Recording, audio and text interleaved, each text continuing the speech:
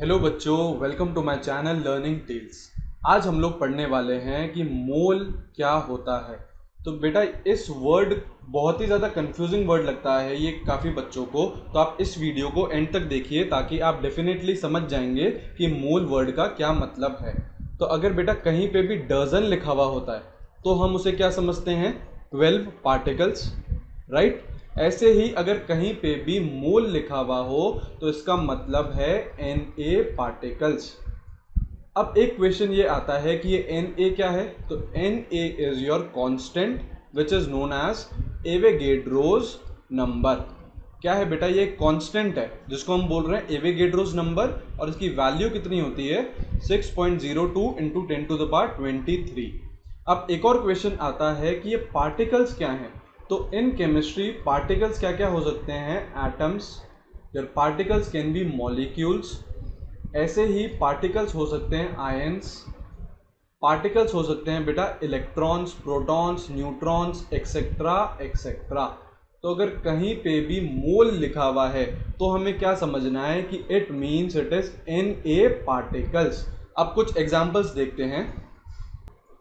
तो देखिए बेटा, एग्जाम्पल्स में अगर कहीं पे भी ये लिखा है कि 1 मोल एटम्स, तो इसका मतलब क्या है? कितने एटम्स हो गए? मोल वर्ड को रिप्लेस कर दीजिए Na से, मतलब Na एटम्स। और Na की वैल्यू हमने अभी अभी सीखी 6.02 इंटू 10⁻23 एटम्स। ऐसे ही मान लीजिए कहीं पे लिखा है 2 मोल मॉलिक्यूल्स, तो बेटा कितने मॉलिक्यूल्स हो गए?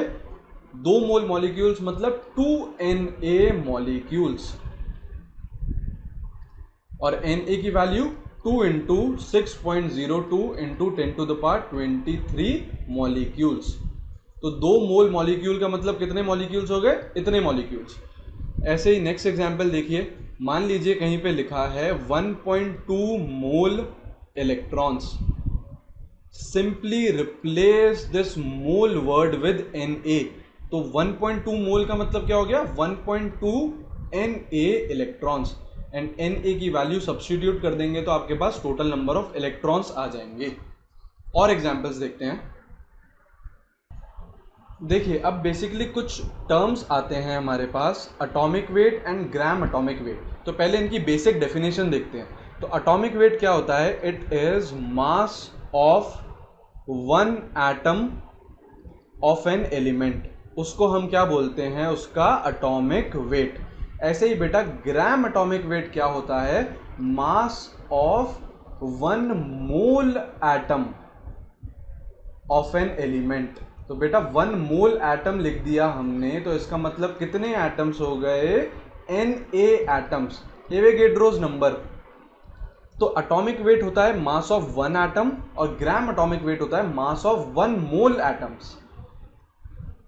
एटॉमिक वेट को हम मेजर करते हैं, मेजर्ड इन AMU, यूनिट है इसका, फुल फॉर्म होता है एटॉमिक मास यूनिट। ऐसे ही बेटा ग्राम एटॉमिक मास को हम मेजर करते हैं, मेजर्ड इन ग्राम्स। ठीक है, तो ये बेसिक डिफरेंस होता है एटॉमिक वेट में एंड ग्राम एटॉमिक वेट में। चलिए कुछ एग्जांपल देखो यहाँ पे। एटॉमिक वेट में लिखना चाहूँ हाइड्रोजन का, इसका मतलब क्या है? 1 AMU। हीलियम का 4 AMU। जैसे ऑक्सीजन का 16 AMU, नाइट्रोजन 14 AMU। तो ये सारे के सारे क्या हैं? Atomic weight. मतलब एक एटम ले लूँ मैं नाइट्रोजन का, तो बेटा उसका कितना वेट आ रहा है? 14 AMU। ऐसे ही आप ग्राम एटॉमिक वेट के एग्जांपल देखो, तो हाइड्रोजन का होता है 1 ग्राम, यूनिट क्या आ जाएगा इस केस में? ग्राम्स। तो हीलियम का कितना होता है? 4 gram. Similarly oxygen 16 grams, nitrogen 14 grams. तो इसका मतलब क्या है कि अगर मैं 1 मोल एटम्स ले लूँ नाइट्रोजन के, मतलब कितने एटम्स? Na एटम्स, तो उसका वेट क्या हो जाएगा बेटा? 14 grams. That is it's gram atomic weight. तो बेटा लिंक डिस्क्रिप्शन में मैं लिंक दे दूंगा जो कॉमनली यूज्ड हमारे एलिमेंट्स हैं, उनके atomic mass and gram atomic wait के, तो उसे प्लीज चेक कर लीजिए।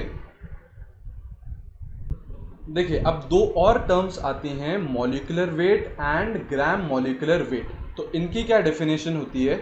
Molecular weight is mass of one molecule of a substance. एक मॉलिक्यूल का मास अगर हम ले लें तो उसे हम क्या बोलेंगे? Molecular weight. Gram molecular weight होता है बेटा mass of one mole molecule of a substance. One mole molecule, बेटा वन मोल मॉलिक्यूल लिख दिया तो इसका मतलब कितने मॉलिक्यूल्स हो गए?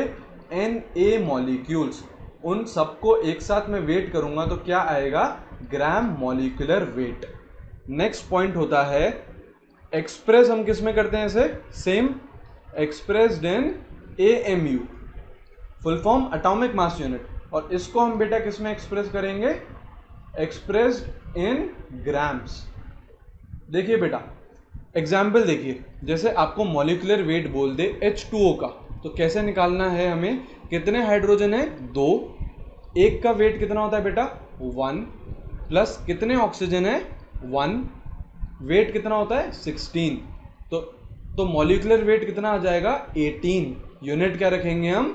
AMU, right. एक और एग्जाम्पल देखिए, जैसे मान लीजिए NH3 दे रखा है, तो नाइट्रोजन कितने हैं यहाँ पे?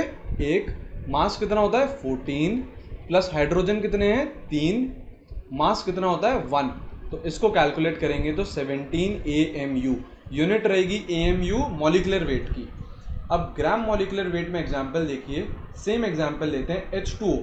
तो अगेन कैसे निकालेंगे? 2 हाइड्रोजन इंटू 1 प्लस 1 ऑक्सीजन है इंटू 16, यह आएगा 18। लेकिन यूनिट क्या रहेगी इस केस में? ग्राम्स। ऐसे ही नेक्स्ट हम देखें अमोनिया NH3। तो बेटा एक नाइट्रोजन है, मास होता है नाइट्रोजन का 14 प्लस 3 हाइड्रोजन है, मास होता है 1। तो this comes out to be 17 unit होगी हमारी ग्राम्स। तो आज हमने क्या देखा? बेसिक डेफिनेशन देखी मोल की एंड बेसिक टर्म्स देखे, जैसे एटॉमिक वेट क्या होता है, मॉलिक्यूलर वेट क्या होता है, ग्राम एटॉमिक वेट क्या होता है एंड ग्राम मॉलिक्यूलर वेट क्या होता है। नेक्स्ट वीडियो में मैं आपको लोगों को सिखाऊंगा कि हम मोल्स निकालते कैसे हैं, कुछ फॉर्मूलाज आएंगे हमारे पास। तो अगर ये वीडियो आपको पसंद आया है तो इसको लाइक ज़रूर करिए और शेयर करिए अपने दोस्तों के साथ and keep watching learning tales.